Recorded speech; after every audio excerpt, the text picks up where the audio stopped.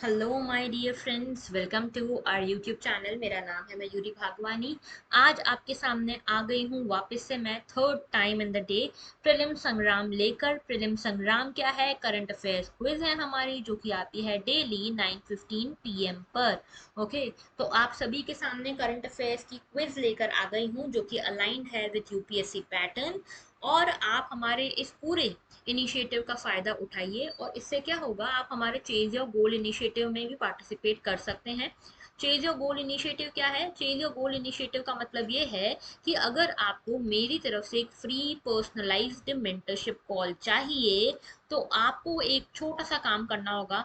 काम ये है कि हमारे 3 वीडियोस आते हैं करंट अफेयर से रिलेटेड। एक आता है सुबह डेली न्यूज एनालिसिस, सेकंड आता है एडिटोरियल एनालिसिस, और थर्ड आता है ये प्रीलिम संग्राम। इन तीनों में पार्टिसिपेट करना है। डीएनए में आपसे क्वेश्चन पूछा जाएगा, उसका जवाब दीजिए कमेंट सेक्शन में। एडिटोरियल में एक क्वेश्चन दिया जाएगा मेंस प्रैक्टिस के लिए, उसका जवाब दीजिए। और थर्ड है प्रीलिम संग्राम में पार्टिसिपेट करके अपने स्कोर्स कमेंट सेक्शन में पोस्ट करिए। ओके, इससे आपको मेरी तरफ से एक फ्री पर्सनलाइज्ड मेंटरशिप कॉल मिलेगा।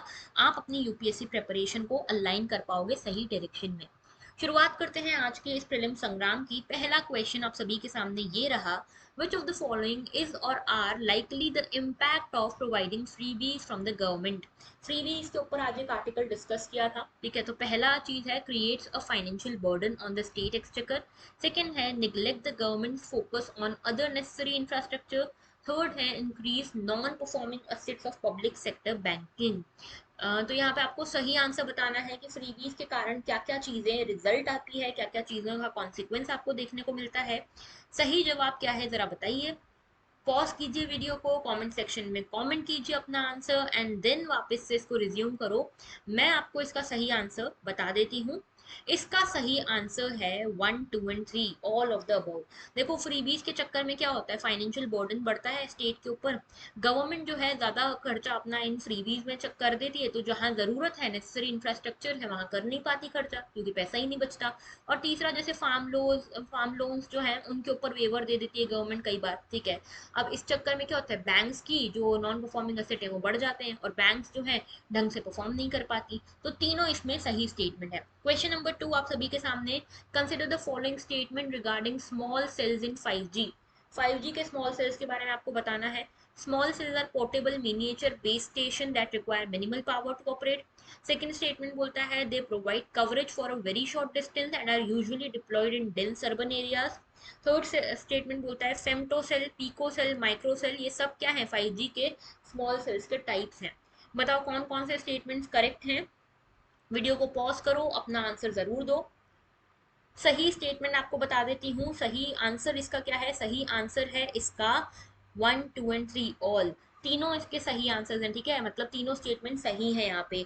स्मॉल सेल्स क्या होते हैं? छोटे से पोर्टेबल से मिनिएचर बेस स्टेशन होते हैं, जिसके थ्रू आप 5G में छोटे छोटे एरियाज में कनेक्शन नेटवर्क प्रोवाइड कर सकते हो, अर्बन एरियाज में, डेंस अर्बन एरियाज में, और ये सब इसके टाइप्स हैं। ओके, देन देखो थर्ड क्वेश्चन आप सभी के सामने: The S. Subramaniam Balaji versus State of Tamil Nadu case is associated with which one of the following?